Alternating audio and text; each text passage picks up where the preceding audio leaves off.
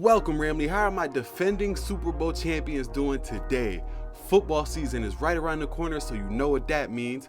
Week 1 is upon us, and today we're previewing the Buffalo Bills at the Los Angeles Rams. Let's get right into it.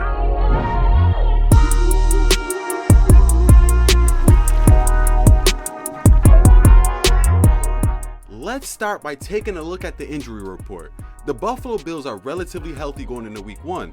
Linebacker Terrell Dodson has shown up on the injury report this week with general soreness, but I expect him to be fine come game day. Despite not playing any starters in the preseason, the Rams on the other hand have a few question marks. Of course, both running backs Cam Akers and Darrell Henderson are both questionable with soft tissue injuries. Henderson has returned to practice and it looks like he'll be ready to play.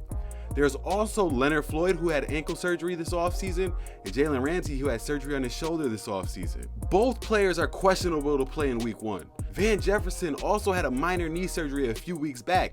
I expect him to miss the first week or two of the regular season. And safety Jordan Fuller is questionable with an ankle injury. It's not the way you want to start the season off if you're the Rams, especially against a team like Buffalo, but I'm sure we'll persevere. Now let me give you an insight on what I'm looking forward to seeing. Outside of the obvious, I'm looking forward to seeing real football for the first time in 7 months. But I'm looking forward to playing the Buffalo Bills. Despite the Rams winning the Super Bowl and still improving their roster this offseason, the Bills seem to be everyone's favorite to win it all, topping everybody's power rankings. Lucky for us, we could change that narrative in week 1 and put the whole league on notice. Now, do I think that will actually happen? Stay tuned to the end of this video for my prediction. I'm also looking forward to seeing how the Rams plan on using Jalen Ramsey.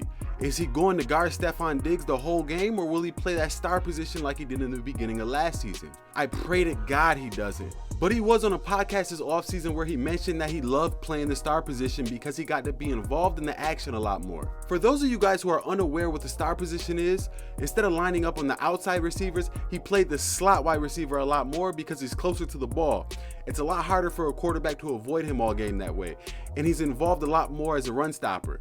But this defense played a lot better last season once they put Jalen Ramsey back on the opposing offense's #1 wide receiver. Hopefully he does that all year long this season. And of course, I'm looking forward to seeing what this offense is going to look like with our new weapon, Allen Robinson. Is he just going to be a compliment to Cooper Kupp, or is it going to be a 1-2 punch? Has Robinson and Stafford worked together enough this offseason to hit it off right away? Or will there be some chemistry that has to be built along the way? I cannot wait to get these answers. Normally right now I'd break down the unit matchups, how the passing attack stacks up against the running defense and how the running game stacks up against the running defense. Now, it's a little hard to do so seeing that these units haven't actually played a game yet, but I'll do my best. The Rams' Matthew Stafford is in his 2nd season in this offense. I expect Cooper Kupp, Allen Robinson, Ben Skowronek, Tutu Atwell, and Tyler Higbee to be out there for us, lining up against one of the best secondaries in the league. But this secondary does have some questions that need to be answered. They probably have the best safety duo in the NFL with Micah Hyde and Jordan Poyer. But the question is, how fast can rookie corner Kaiir Elam adjust to the league, and can star cornerback Tre'Davious White get back to star status after tearing his ACL last season? It might be asking a lot for him to line up against Cooper Kupp in his first game back. But if White and Elam are up for the task, then this will be a fantastic matchup that can go either way. Now on the flip side, we got one of the league's best quarterbacks in Josh Allen, with Stefon Diggs, Gabriel Davis, and Dawson Knox. Now I do believe Josh Allen is good enough to make something out of nothing. He's proven it for 2 years straight. But I do think Diggs will have a long day with Ramsey shadowing him. And I know this is going to make a lot of you Buffalo Bills fans mad, but I think the Gabriel Davis hype train has been wildly overblown. This is a wide receiver that has never went over 600 yards in a regular season.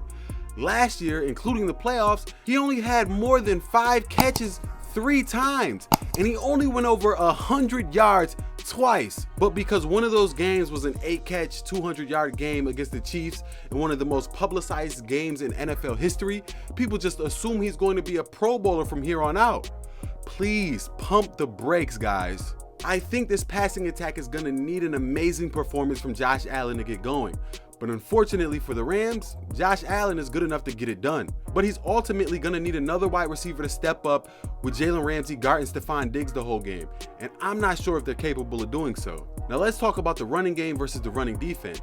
I had a lot of faith in Cam Akers this season, since he would be about 1.5 years removed from his Achilles tear, and he's finally getting an offseason to prepare for the year. But that confidence has dwindled significantly as his offseason has went on. Sean McVay, who has always primarily had one running back, recently stated he wants to do a committee backfield with Darrell Henderson. That could be a sign that he doesn't fully believe Cam Akers can be a workhorse running back. And to top it off, both Akers and Henderson are both dealing with soft tissue injuries to start the year. So going against Von Miller, Ed Oliver, Matt Milano, and Tremaine Edmonds, I don't see this running game doing much at all this game. I expect the Rams to abandon the run early on unless they take a good-sized lead. And I kind of suspect the same on the other side of the ball.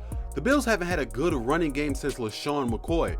Their running game is Josh Allen. He's gonna get his yards on the ground, but we can live with that. With Donald and Bobby Wagner, every NFL team is gonna have a hard time running the ball against us. I don't think Devin Singletary and James Cook will be an exception. Now, before we get into individual matchups, make sure you follow me and hit that bell notification button so you get alerted every time I upload a video. You're definitely not going to want to miss my recap of this game. Now, as far as individual matchups, obviously we get to see Ramsey if he plays suit up opposite of Stephon Diggs. Ramsey has pretty much owned this matchup. Last time they played in 2020, Diggs finished with only 4 catches for 49 yards and a touchdown. Could be a little different this time around with Ramsey's shoulder injury and Josh Allen being much improved.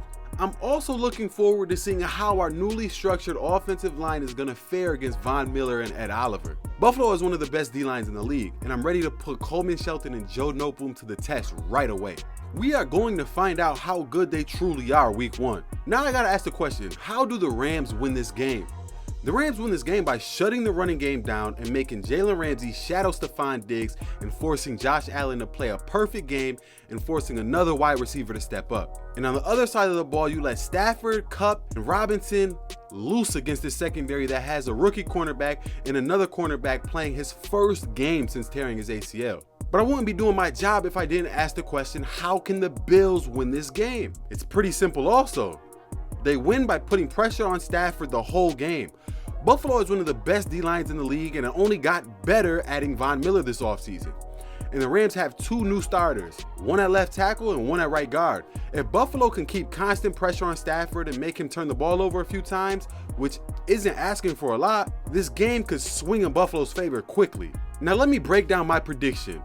A lot of people had this game already penciled in as a Super Bowl preview. Now, a lot has to happen for these 2 teams to meet in the Super Bowl, but I do think these are the 2 best teams in the NFL. But I do think that there's something here that's flying a little under the radar, and that's the change in the Buffalo Bills offensive coordinator. Brian Daboll has been the play caller for Josh Allen his entire career, and now he's the head coach of the New York Giants. We've seen teams like the Falcons have the best offense in the league and an MVP quarterback, then lose their offensive play caller, Kyle Shanahan, and the offense is very average the following season. Now, I'm not saying that's gonna happen to the Bills, but at the very least, I think Buffalo's offense gets to a very slow start this year in the first few weeks of the season before they get it going.